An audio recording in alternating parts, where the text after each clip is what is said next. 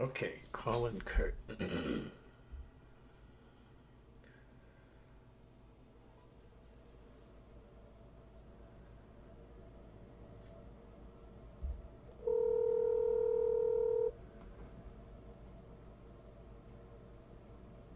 Hey, Hey, good morning, son of how are you? Kallenbach, son of Kallenbach. I was watching. I freaking forgot the name of the movie, but last night it's kind of a movie about those ancient medieval wizards and stuff. And I noticed that all the when they talk to the man, they always go, "Son of so and so, son of so and so." And I was just thinking of the property, the estate, and everything all connected with knowing your estate or your origin, going back to fertilization. So something came up in my mind because I was listening to you and Linda on the Lincoln. Well, I think the last number 16 is that number Yeah. 16. Okay, you know me. I'm up 4 o'clock in the morning turning your stuff on, right? So I had to do. I went, oh my God, when you mentioned something about who is it that knows exactly what you're doing every time you're doing it when you're doing it. Basically, what you said, because I went through this when I was very young. Because it's you, Well, besides Santa Claus. Kurt. You you just hit it on nail on the head because before that, they used to talk in church when I was forced to go to church, and they would tell me God is everywhere, knows everything, and all that. And I used to go, how does that happen? And then they had to reinforce it with the Christmas song. He knows when you go sleeping. He knows all that shit. Which sounds like a threat. It does, because in my neighborhood, some if somebody comes creeping around like that, they're gonna get a couple slugs. So you have to Yeah, they're gonna understand. come take your stuff while you're asleep. Yeah, so just not having a lot of education doesn't mean you don't get the gist of what they're really saying, because we're more hip on street knowledge and what we call game than people who maybe are so learned that they don't see that they're being taken advantage of. So that whole thing brings me back to something that I've been seeing on social media. Okay, they use the word. They always say OMG, oh my God, right? Right, right. Turn it around and what is it? GMO. So I said, well, wait a minute. Um, Genetically modified organism, and I broke every one of those words, looked every one of them up. And it just kind of blew my mind because that is exactly what they did at the cut. Oh yeah, it's modified for sure. Um, Here's something genetically means relating to or determined by the origin, development, or causal antecedents of something. Origin, Oh, there's your zygote. right? Modified to make less extreme. So cut off the end. Okay, here we go. To limit. There we go with the word in the Constitution, the 14th Amendment, abridge. To a bridge. Okay, to limit or restrict the meaning of. To make basic or fundamental changes in, often to give a new orientation. Or to serve, here we go, a new end. That's modify, right? Yep. Holy crap. Now, organism, an individual constituted Yeah, that's singular, by the way.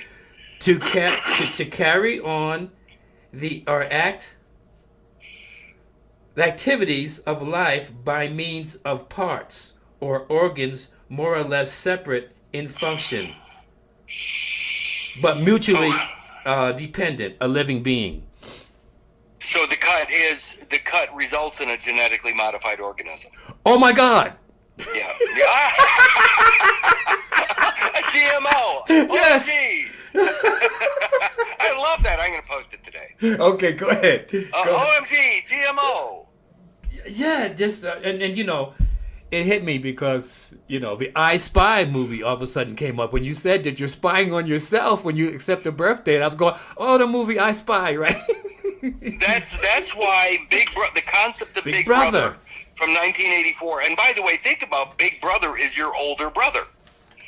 So the older version of you that was cut off of you then gets the title and placed in trust. So that brother is watching over you, but how does he watch over you? Through your eyes.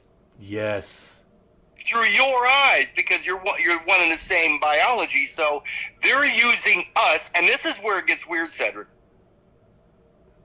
We are AI. We're the artificial intelligence.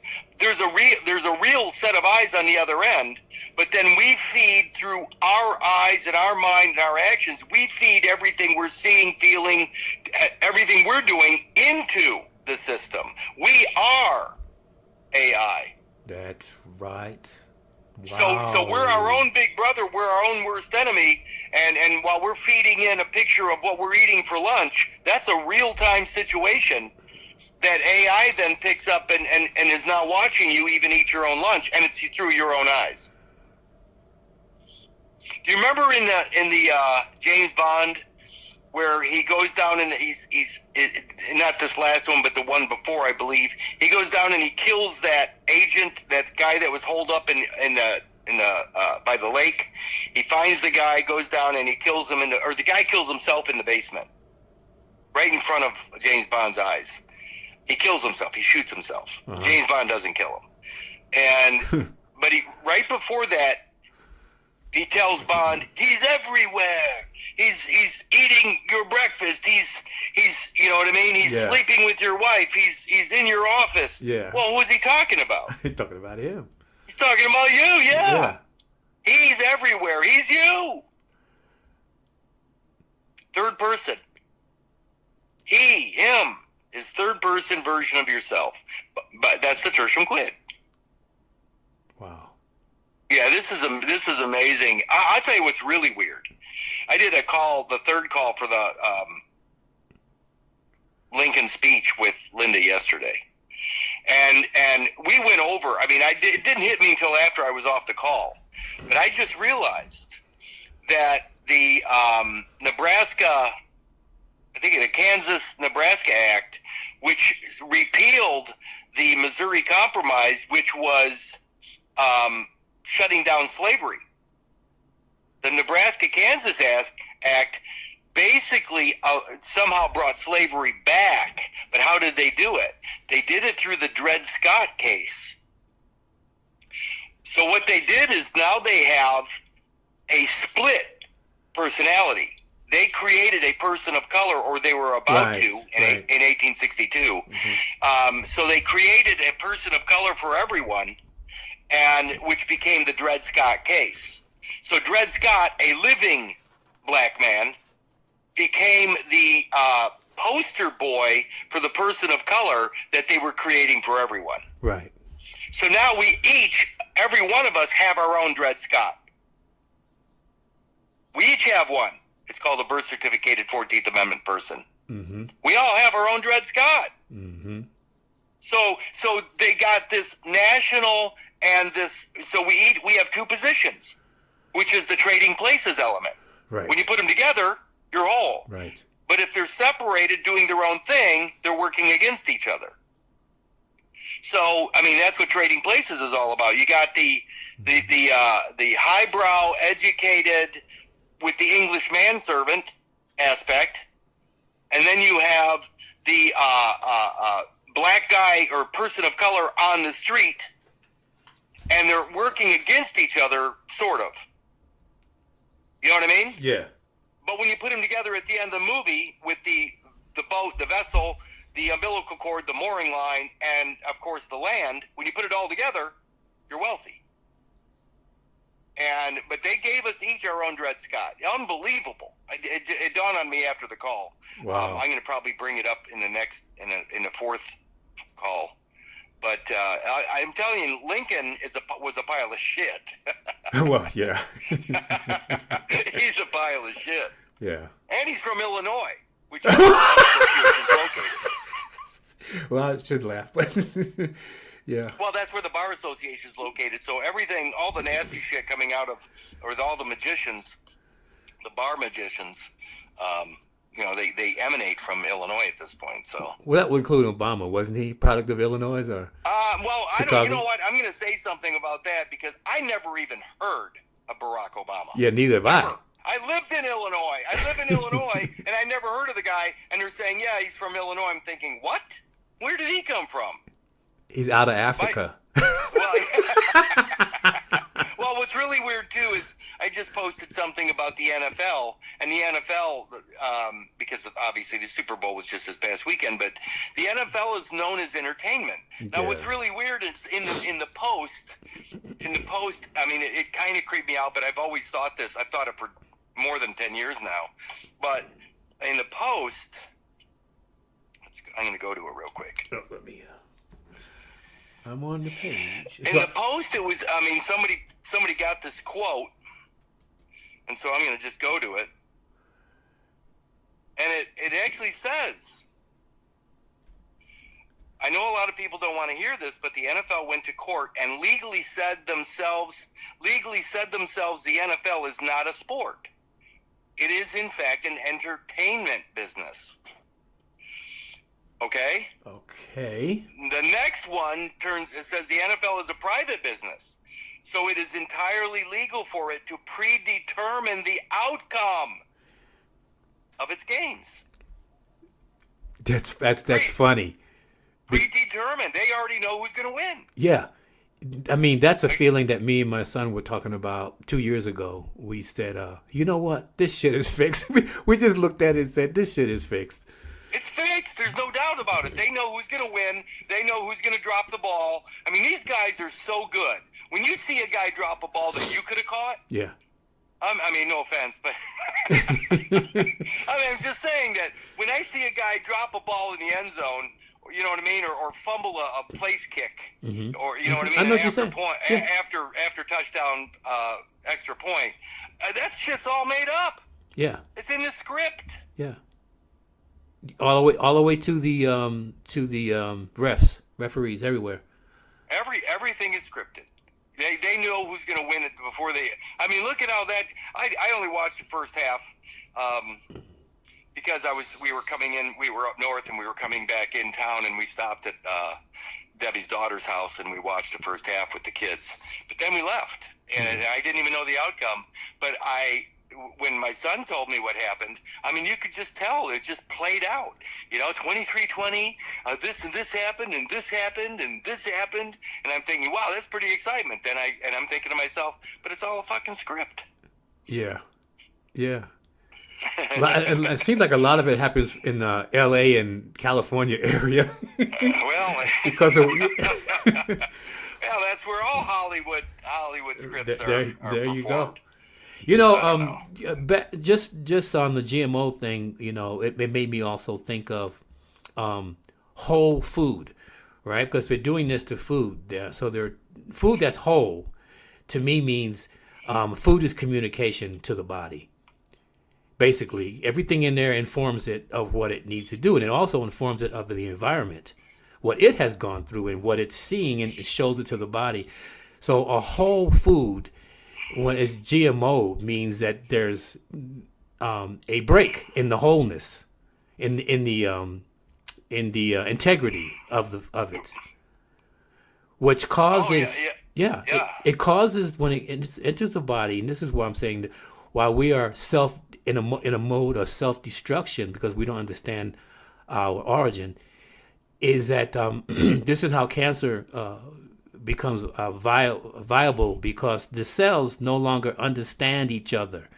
They cannot communicate. And I found out that a cell that cannot communicate with whatever it needs to communicate through the food in the body will doesn't know when to turn itself off and die.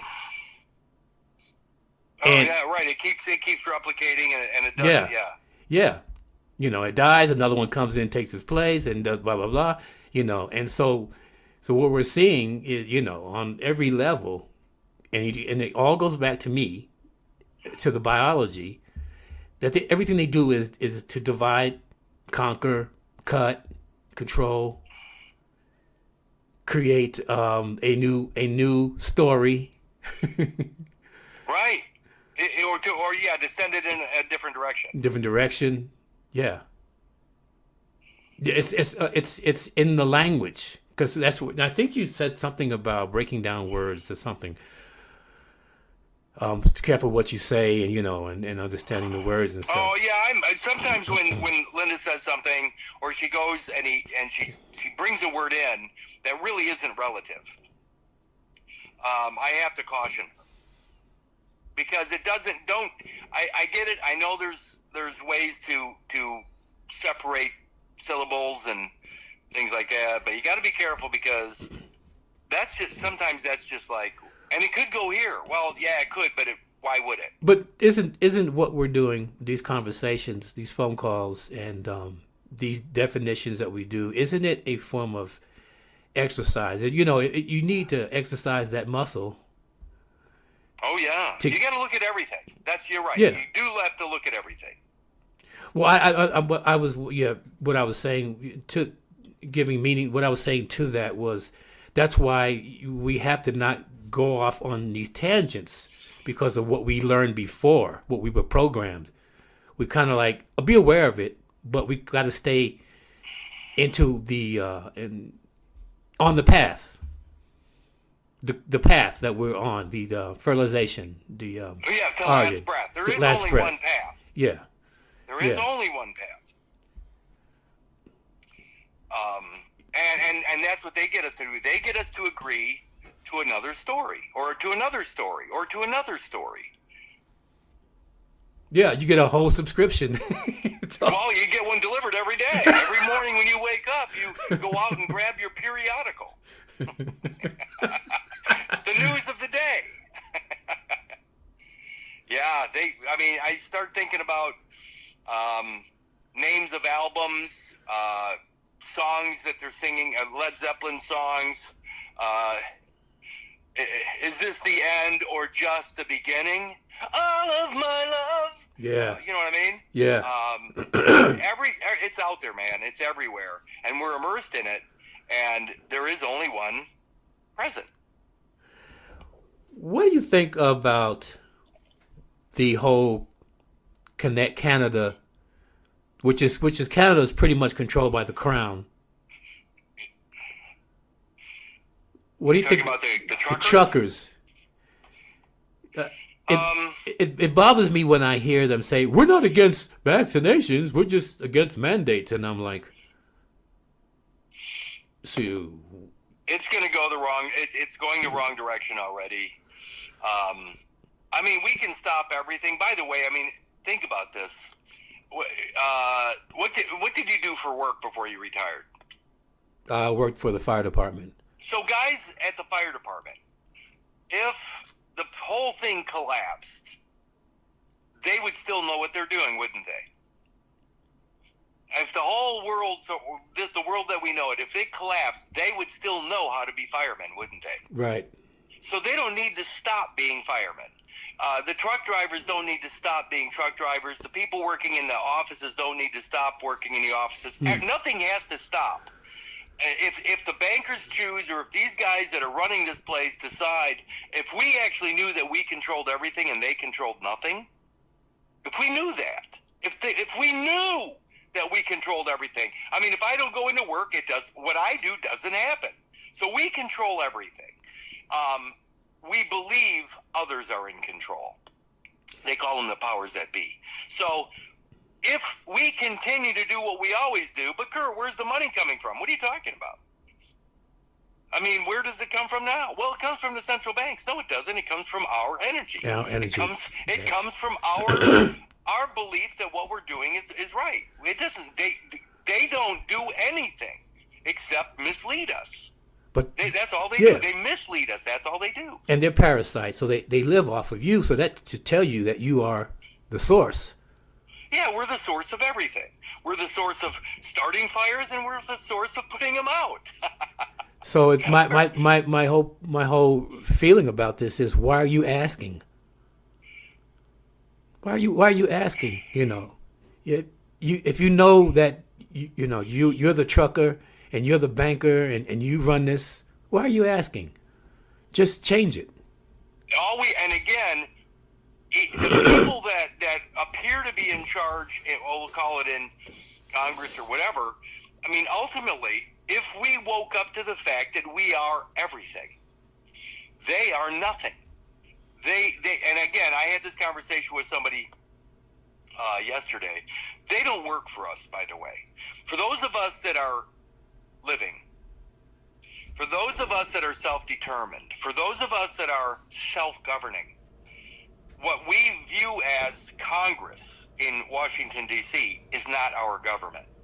If that's not our government, then they don't work for us, do they? No. Okay, so when they create a mandate and they are not our government, or somebody creates some legislation and they are not our government, then what? Then, A, it doesn't apply to us, and B, what they're doing is none of our business. So again, exactly. if what they're doing is none of our business, and what they're doing doesn't apply to us as living beings subject to the laws of nature and nature's God, then they are also not our servants. They're not. We don't get to tell them what to do. We just have to recognize that it's none of our business. When that occurs, then what they're pretending to control collapses. Because we're the ones that are doing everything. We're doing everything. We're sweeping the streets. We're picking up the garbage. We're making the garbage. We're doing it all. And they're just pretending to rule over it. But they don't. Only through our silence do they rule. So that's my point, is that I had a guy, we were talking about this yesterday, him and I, and he says, well, I mean, I have this issue with, the county commissioner on this. And so I wrote her a letter about this. And I said, hey, listen, you work for us. And that's when I stopped him. I said, no, they don't. When you know the truth of the matter, they don't work for you. They work for something else. They work in another realm completely. So if you keep saying they work for you, then you keep bonding or tying yourself to that system. Right. They don't work for me. That's none of my business what you guys are doing. I see that you're poisoning the world. I see you're dumping shit over the top of the sky. I see that you're poisoning the water. I see what you guys are doing. And I can't stop it by myself. Mm-hmm. But that's really none of my business until you trespass upon my biology, which is the cut. Mm-hmm. So all I talk about is the cut. Yes, yeah. But once they cut that, they created a GMO character, and you're 100% right. I never thought about that. It is a genetically modified organism. The cut. Wow. Yeah, but I got that from listening to you and Linda. So it's just funny how things hit you when you hear it from through an experience in your life, or how you've already been perceiving things. I've already on that path of that we are being genetically modified through this vaccination bull crap. But it's really, it could be just fucking saline, and it would still have the same effect, because they're making you think that that you have to do what they say, and you're buying, and we're buying it. And we're buying it. There it is again. Caveat emptor. Let the buyer beware. Right. So it could be nothing. The whole thing could be bullshit. Ivermectin, all that could be bullshit. I'm just saying. Well, they obviously the Super Bowl is bullshit. It's all theater. Capture. Yeah. It's quarantine. And that's the scary part, is that we're buying the narrative. We're buying it. Mm-hmm. And I choose to, there's nothing I can do to stop it. And as a pacifist, I just have to observe. And you know what I mean? I just have to observe. Well, you're not a character in the story, so what else can you do, but observe, just, see the book. See the things jump on the stage and act out. It's a screenplay, They put it on, they write this up and then they put it on the stage. So think about it as a scripture. There you go. That's even better. And that's what they're doing what they're doing is they're playing out the Bible. They're using the Bible as a script, and the believers in the Bible force that script upon the rest of the world. Mm-hmm. So I'm going to call them the greater number, the court of public opinion. So the court of public opinion is forcing that script upon the rest of the world, and then by their belief and actions, it becomes a self-fulfilling prophecy. Right. By their belief and actions. So that when they say it's the end of the world and they start acting like it, it becomes it. Yeah, and they tested it out. They tested the waters to see. I think a lot of this is just testing to see how many people will buy into it. It's like what is it, that book, The Art of War? And they're doing these things to see where people's at, to see how much bullshit that they've bought into. Okay, look at that. Look at the mask. He's wearing 3 masks. I could just see them pat each other on the back. Hey, yeah. If one mask is good, imagine what 3 masks are. Yeah, and it's just a comedy to me. Sometimes it's a they branch off into comedy and BS science and whatever, and I laugh and I just go, wow. I think that's the position we have to be in. Is it a comedy or tragedy? Well, ultimately it's a comedy because the joke's on us. And everything that's happening and everything that's being done is actually, when you step back and look at it, is comical. It's comical what we believe. It is comical. But it's a tragedy at the outcome of the belief.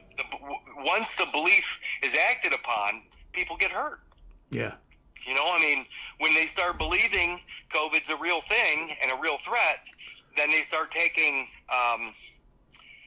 vaccines, and those vaccines then become tragic. So, the comedy itself is what's presented, but then the acting upon it becomes the tragedy. The vaccines to me seem to be an easement, a way for them to access your property. That's exactly what it is. It's an easement. By accepting the vaccine, you create a biological easement onto your biological estate. Yeah. Yeah, that's a great way to think of it, too. Yeah, I have this piece of land, my biology, my dominion, my biological dominion from fertilization to last breath, but I'm going to go ahead and accept this easement, this vaccine that allows them to place a road on my biological estate. Yeah. And it becomes commerce again.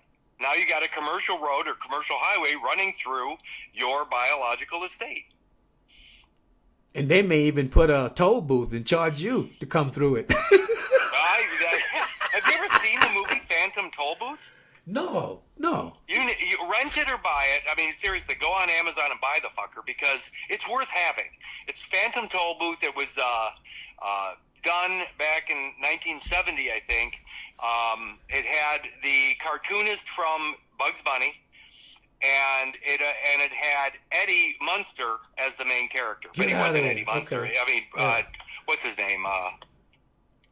But anyway, that's who played the main character. And really what it is he finds this box in his bedroom, and it's a big package. It's a big gift. He opens it up, and it's a toll booth.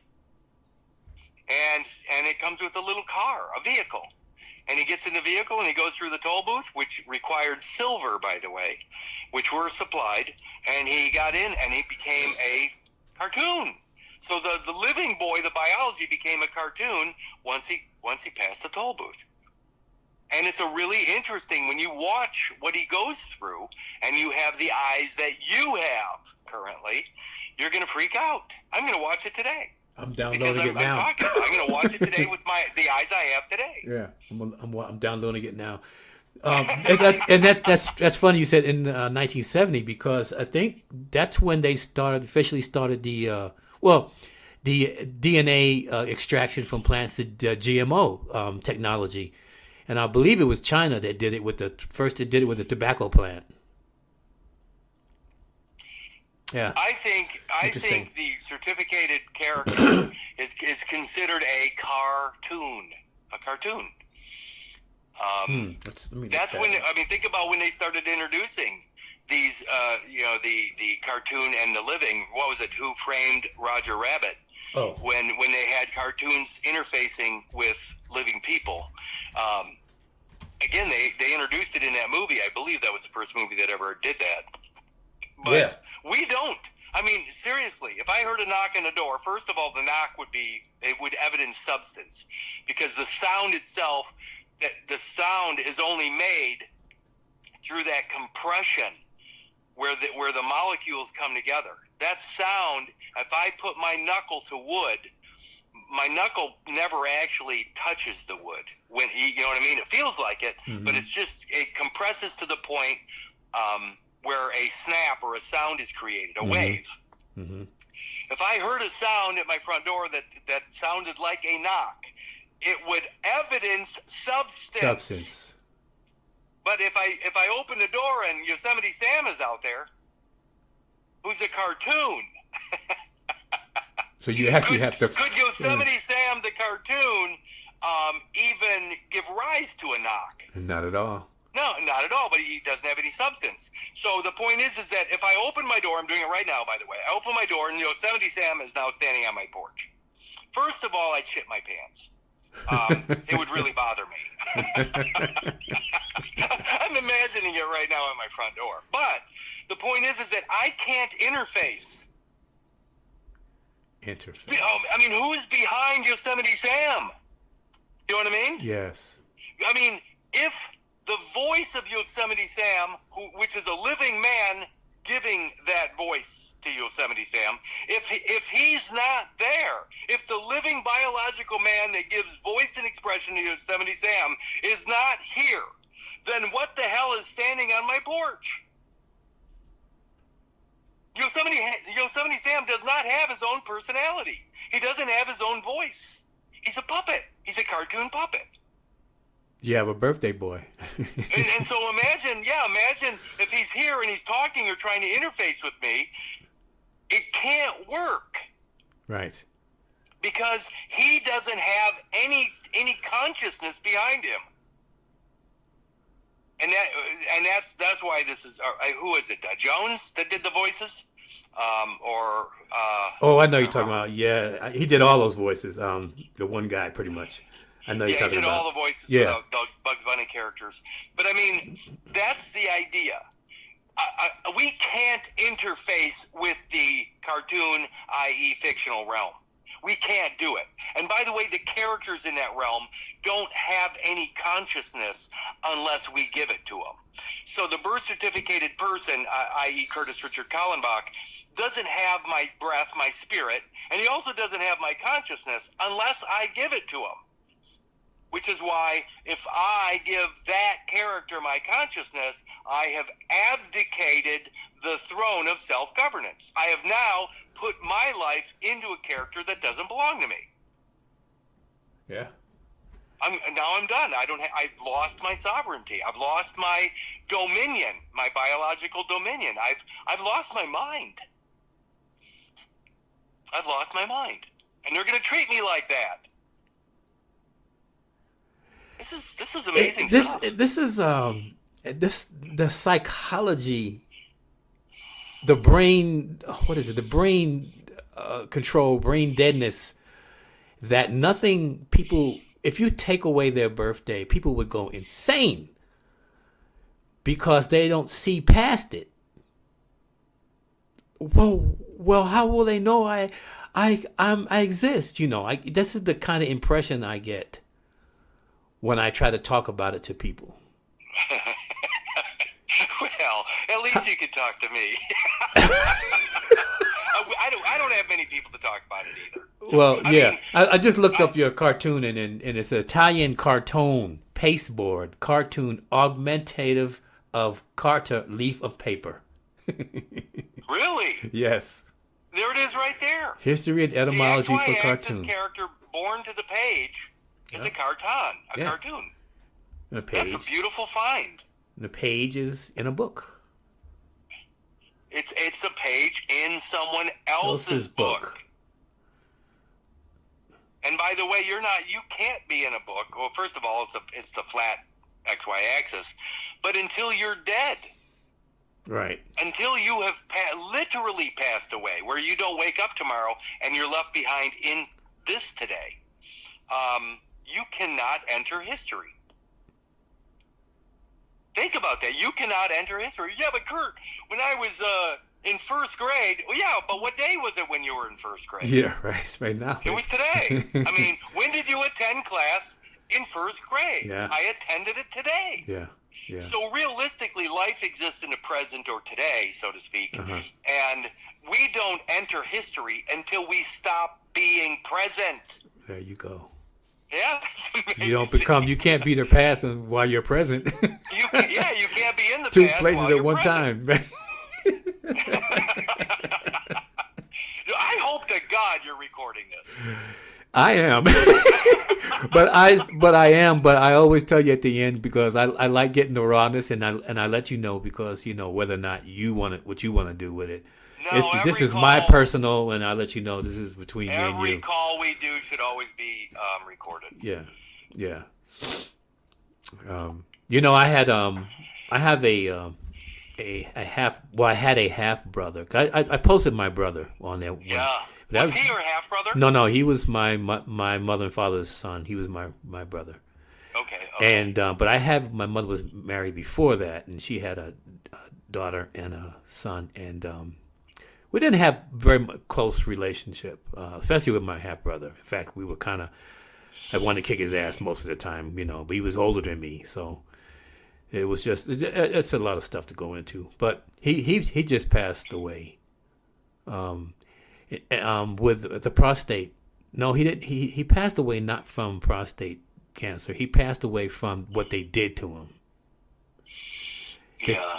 What they did to him, and he agreed to all that stuff. And I had sent him a letter. We're not close at all. In fact, we were kind of like enemies in a way because of some things that happened between him and my mom when I was young. So me and my brother became on the defensive for her, not knowing the full story. So, and then my sister also, she just passed away it was like 2 years ago. My half sister, living up in Cleveland, and she was pretty much did the drugs and lived that life and all that, and the health got to her. And then, my brother, I didn't know him very well personally, but, I had sent him some information and said, hey, look, there's nothing really between us that, we can patch up in a 5 minutes or a month. I said, but you need to pay, your respects to your mom, and you need to be the good son and all that. And whatever your life was together, that's between you and her. And I sent him a lot of information about health. I told him how to detox. You need to stop drinking the beer. Well, not the alcohol. He went to heavy stuff. And all the time, and you clean up, and I gave him vitamins and nutrients and gave him a lot of information, and I never got a response back from him. A thank you or nothing. So, c'est la vie. He went the route of getting the poison, and and hospice, and then that's it. Yeah. You know what though, and I'm glad that you did that. I've failed. As the older brother in my family, I failed because I'm feeding a cat, if you're wondering what all this noise is. Okay. When I say I failed, it's because when I went on this path, or when I decided I wasn't going to play the game, and I decided it a long time ago. Mm-hmm. I'm talking 40 plus years ago. Okay. I decided not to play. Yeah. Well, it doesn't work when everybody else and the other four brothers and sisters are going to play. You know, they're going to look at you as Well, yeah. as something's wrong with you. Mm-hmm. And that's okay because we're all different. Mm-hmm. But the reality is, I just didn't want to do it. I watched my dad do it, and in his lifetime, it destroyed him. Yeah. So I didn't want to do that, and I ultimately don't want my son to do it. But he's been immersed in this since 1992 when he was born. So he doesn't know anything else, and of course, none of us do. But I mean, he was born into chemtrails. You know what I mean? Yeah. So he doesn't see them. He can't see them. Yeah. They were always there. Yeah. Well, they weren't there in our lifetime when we were younger. Yeah. So, yeah, when they start adding things, hell, they even add chemtrails to cartoons. You know? Oh, really? They go back into movies and add chemtrails to the skies. Oh. You know, they're doing this so it looks like this Normal. has always been the way it was, but Mm-hmm. but it hasn't been. So, I mean, we got a lot of work to do, but you know, and I'm hopeful beyond. I mean, I'm the greatest optimist in the world, but we're our own worst enemy. You know, we're our own worst enemy. We fucked up. Well, and again, Dave that's Chappelle. the point. I fucked We're all up. fucked as long as we keep claiming the decedent afterbirth character. Yeah. We are all fucked, forever fucked, if we keep playing through that character. And that, you know, I'm not joking at this point. Well, you Just know, by definition. I think we're on the right track. I think your book needs to get out, but I think also we need to keep symbols and things out that unconsciously push people or suggest the correct. Well, how can I say correct? You know, because it's what we think. But that points back to the zygote. Like I made a T-shirt in the back that says Zygote 1. I should have said zygote state. Now that I think about it, but anyway, I'm just wearing it when I go to the gym, and I'm just waiting on the questions or somebody to say something. I'm gonna make little shirts for myself like that, and wear them so that even though they may not know, just seeing it all the time, it may click something. Because if this is real, this is the reality, this is the biology. So somewhere I believe innate in our bodies, in our makeup from God, that we will connect to those things on any level, no matter where we are at some point. It may zygote. Oh wow, I said that somewhere. I know, you know, and then the questioning will come, and that's the beginning, the asking the questions. It is. I think the weirdest thing of all is that the zygote is kind of a double-edged sword, if you really think about it. If it's cut off through the clamping and cutting of the umbilical cord, if that source or that origin is cut off of us and separated, and it becomes the unborn version of ourselves, that becomes the lowest common denominator. You see what I'm getting at? Is because we all come from. Are you getting at the math? The math symbol? Mass. Okay. It's the mass. It's the cut off mass, which becomes the black mass. It becomes the black mass because black evidence is the death or the decedent estate. Right. But it's the lowest common denominator because we all come from the same source, the zygote, the single cell. Right. So if they collectivize or bring all that material into one, they can say that's where equality is. Equality is built on this material because it's the lowest common. It's what we have in common, which is the starting line. The zygote is the starting line of the human race. That's the starting line. Now, what happens after the starting line is what we do with our own life. In other words, the self-made man. You've used that term too. But I mean, what we do with our genetics, what we do with our our material, is what we do with it. But the lowest common denominator is a starting line or the starting point. And if it never gets beyond the starting point, failure to launch, if we never leave the starting line because we get in front of it. Remember, the starting line's 40 weeks earlier than the birthday. I mean, to start at the birthday is not a starting line at all. So if we start at the birthday, we never start biologically. In other words, the birthday evidences a once upon a time. But in the womb, there is no time. So they've created an artificial world that anything can happen. Anything can happen. Live, die, repeat. You can, every single day you die and you wake up, according to these people. The point is that that's not even possible. When you die once, it's over with for the biology, but the character could be reborn every day. So they're creating a realm, a world where anything is possible, when in the laws of nature and nature's God would disagree. Yeah, that's the best way to say it. Would disagree. So I'm real that lowest common denominator, which is where they're getting their equality. That's where they're getting it, the starting line. The problem is there's no equality in nature. There isn't any. And we can't even pretend there is. Because what I begin with genetically, my 46 chromosomes, I'll never be, Yo-Yo Ma. You know what I mean? Mm-hmm. I'll never be that. Mm-hmm. I didn't have that skill set to play that instrument like Yo-Yo Ma. So, I mean, Yo-Yo Ma had his own zygote, and he did with his material what he did. Okay, I see what you're saying now about the double-edged sword. Okay, it's a double-edged sword because okay. Got equality, if they cut it off of us, they can manage equality. But if we are allowed to grow from fertilization to last breath, or evolve from fertilization to last breath, they don't have any control over the outcome. So there is no equality in nature. There isn't any. So from zygote to last breath, we do with what we got.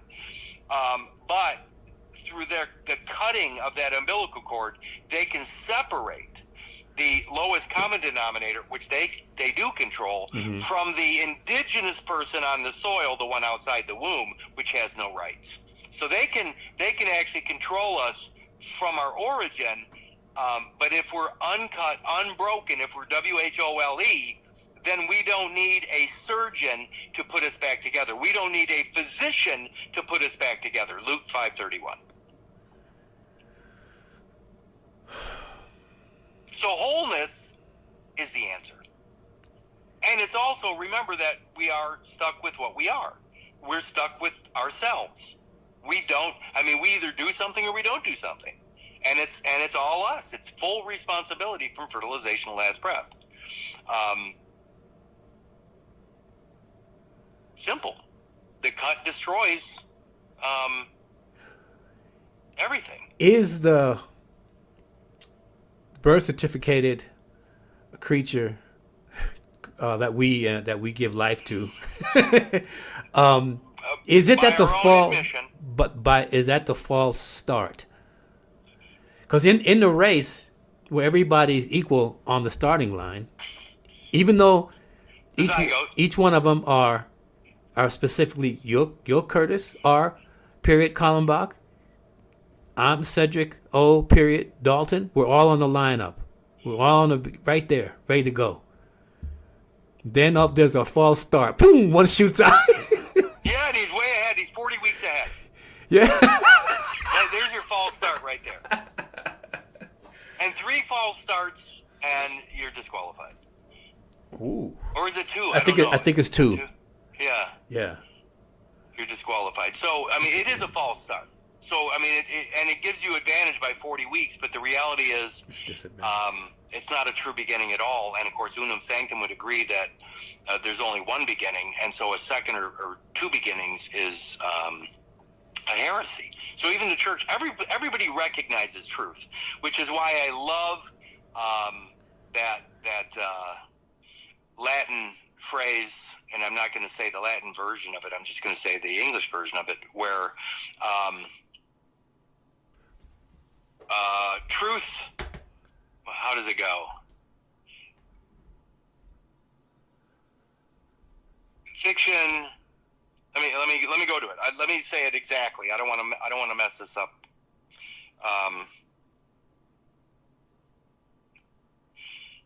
Fiction yields to truth.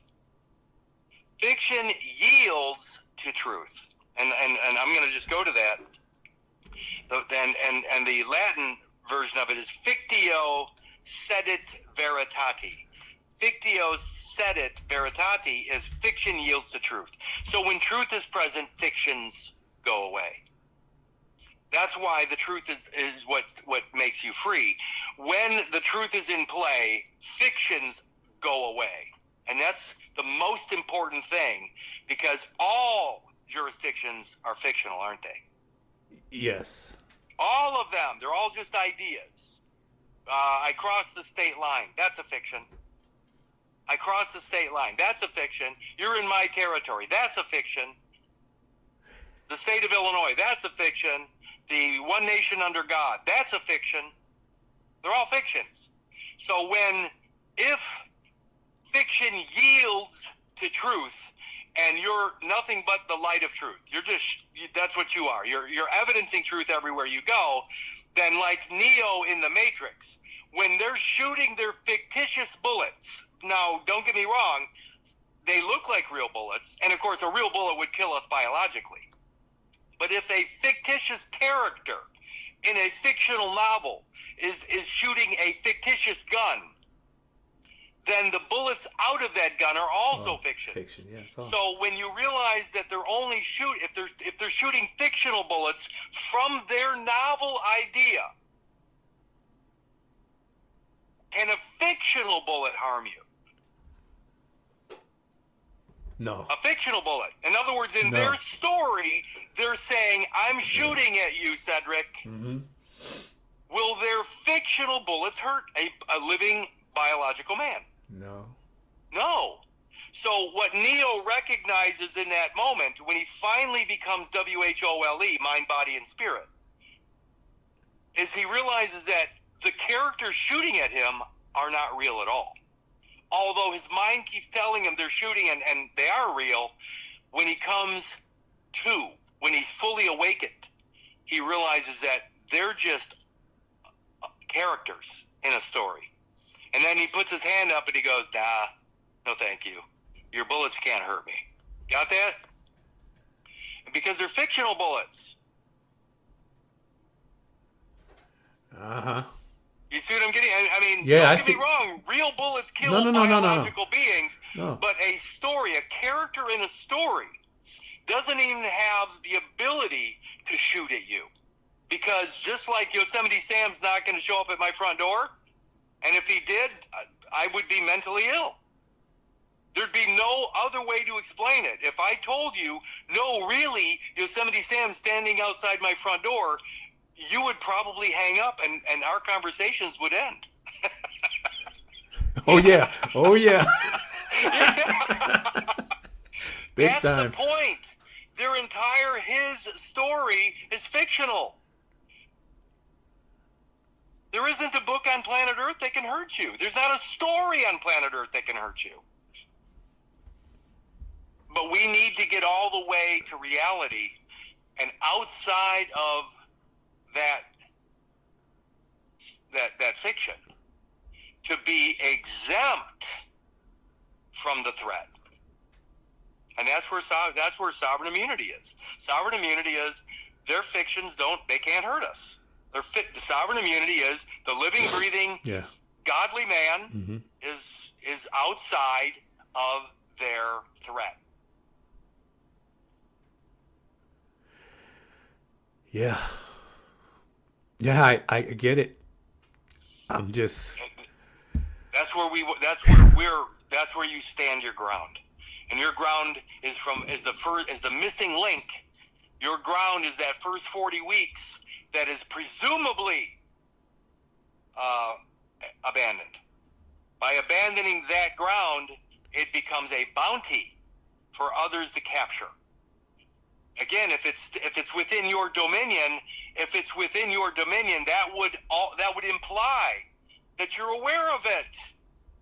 If all of my biology is within my dominion, I can't let the first 40 weeks of biology get cut off of me. Well, it already did get cut off of me physically. It becomes a fact, which is what the courts are using. It is a fact. But that fact is an act of violence.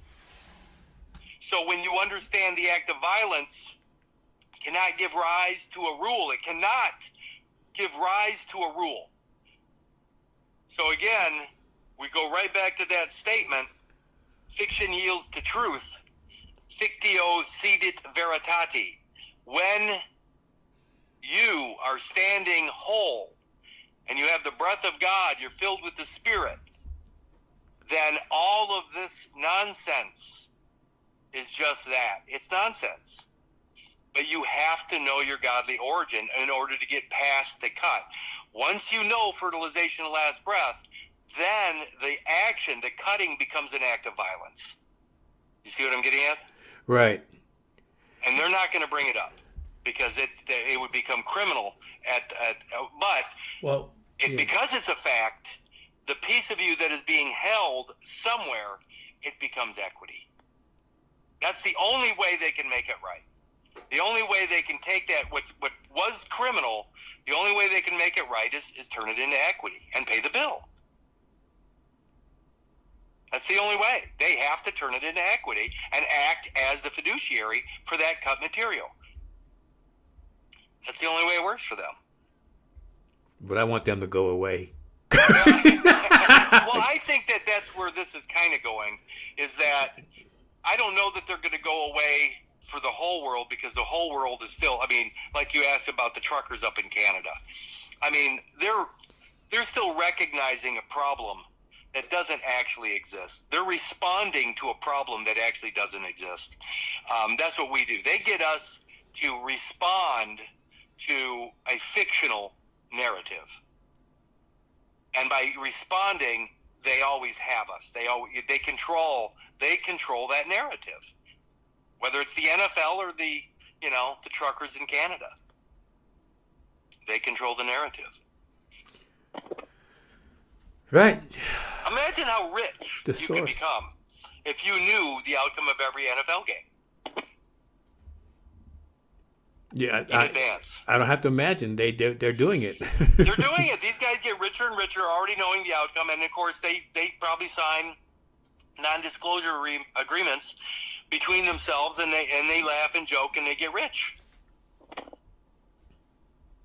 And it's all built in. All the people that are reporting the game, all that theater, the newspapers, the TV announcers, everybody's in on it. At least at the level that they're at. Yeah.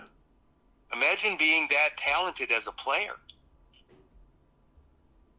And somebody says you need to drop the ball in the third quarter at the 10-yard line or whatever so that you don't score, or you know what I mean? Or you need to fumble at the 1 and the other team's going to recover it. Imagine that. Imagine having your integrity challenged. But you're making $40 million a year. What are you going to say?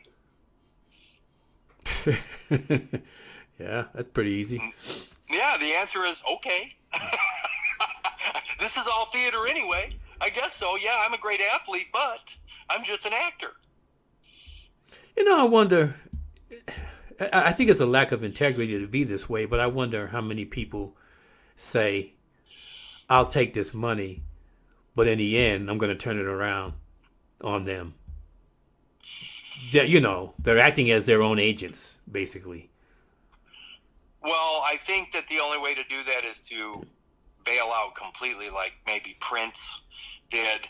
Mm-hmm. Prince, I don't know. Yeah, I personally don't believe Prince is dead. That's funny. Funny. Oh, okay. I'm not the only one. I think, he was healthy one day. The next day, he's gone. I think he just said enough is enough.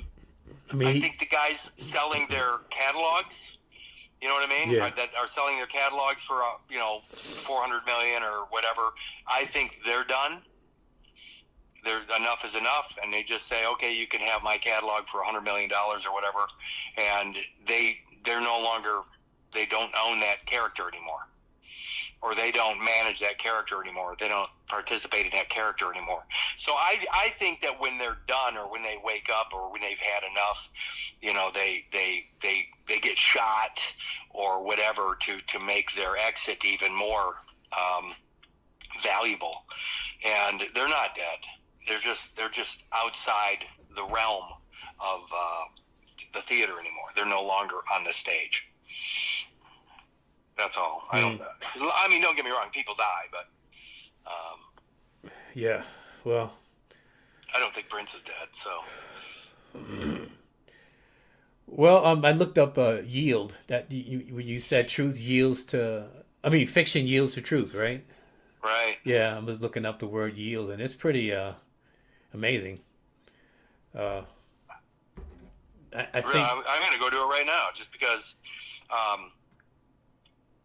Yeah, fiction yields to truth, which it's a Latin phrase, a legal phrase, and I think that, again, going all the way back to fertilization, by knowing your godly origin is fertilization, then fiction yields to truth. So the fiction that they created as a space holder, a lot of people would call a straw man. That straw man then becomes comes under your control now. I'm not saying as an agent. I'm just saying that they placed their property or their idea on your timeline, and it's a trespass. The only way they can get out of the trespass is by giving it to you. You know what I mean? Well, yeah. Basically, you're charging them for the luxury of that position. I mean, you could charge them for a trespass or charge them rent on your land or on your property. Yield. Yeah, you got the transitive verb 1A, but I think in this sense, it's the intransitive verb. Look at this, though. Number 2 says to give up possession of on claim or demand. So fiction yields to truth if they put their character on my timeline. It says to give up possession of on claim or demand. Think about that. If they put their character on my timeline, and my timeline is truth, all I have to do is wake up to the truth. And their character becomes my property, doesn't it? That's what it looks like. Wow. Well, where did you get that? I can look it up too. Fiction yields to truth. That just. I'll send it to you right now. That there's a fiction yields to truth. I like this one because it's just the definitions, and it has a lot of definitions in it, but it's the very first one. So I'm going to send you the link.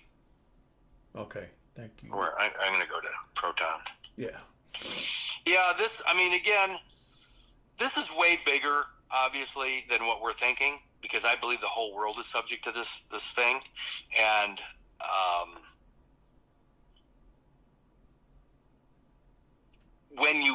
when the truth is in play, the fiction's off the table, or the fiction becomes the property of the living. The truth, yeah. Yeah, the living. So, and of course, the truth is from fertilization, the last breath. So, if they drop their period, if they drop their time frame on my timeline, which is what they did, they dropped a time frame or an idea on my timeline. Okay, so here I'm going to send this to you. I'm going to send you the Buzzsprout link too. Do you have the regular Buzzsprout link? Oh yeah, I do. Yeah, I mean the one that has all of them. Yeah. Okay, yeah. Because I'm going to start dropping everything on there, and I'm going to leave it in fixed position at the top of my Facebook page. So it's just, let's see, where are you? Yeah, I tried to I couldn't find the feature to leave it as a fixed position unless you created a group. So it's called pin. You pin it. Oh, okay. Okay. And when you pin it, that one stays at the top all the time. So there's that. Yeah, okay. It's coming to you. All right, I will check it out. I got to give Mom a call and see how she's feeling. All right, get to it. Stuff like we'll that. talk soon. Yeah, send me this when you get an opportunity. Okay, I will. All right, man. Have a Okay, great day. thank you, man. Okay, Yeah, bye. bye.